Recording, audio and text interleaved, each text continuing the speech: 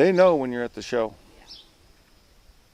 The loudspeaker, it's pretty hard to trick them. It doesn't matter how good they are at home. So like the first 3 times I take a horse to a show or a rodeo, loudspeaker, flags, all the congestion and commotion and everything, I don't want to get them out of their comfort zone too much. There's about 3 times of that, and they know what it's about, and it can be hard to get them over it. But you just go there and crowd their comfort zone a little bit and come back. Now, obviously they need to be prepared. You need to go fast at home, so going fast at the show doesn't bother them. But have them mentally prepared before you get there. You can put the pedal to the metal at home, and they're good with that. Then just going to the show, and maybe not quite put the pedal to the metal. Just a good, comfortable run, around the barrels. A couple, 3 times with that, little jackpot, little prep show, then go to the competition. But it's got to be the same, the loudspeaker, the flags, all the grandstands, whatever. The more you can, expose them to that, the better chance you got. And it's that first impression. You make a good first impression at the show, then they're good.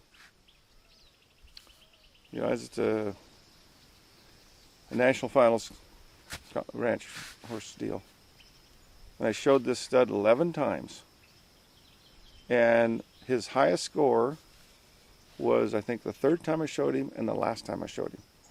Not his highest score, the highest score of the show was then. And the next day he was just like another day at the office.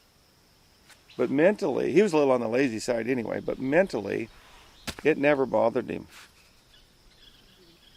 That was over about a 5-day period, without getting into a lot more detail. But I mean, and there was another gal there that had a stud that was competing with, and about, and we went,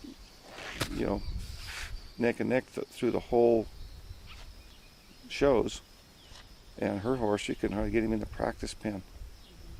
But I never done anything in the practice pen but just trotted around. I mean, he's experienced, he knows the deal. I don't have to train him in the practice pen. I don't even have to rev him up.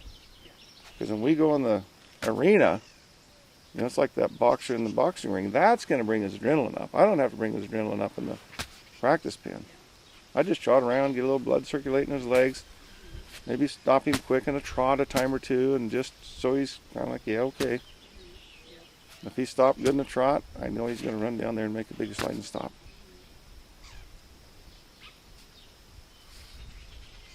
But that didn't just happen in a handful of shows.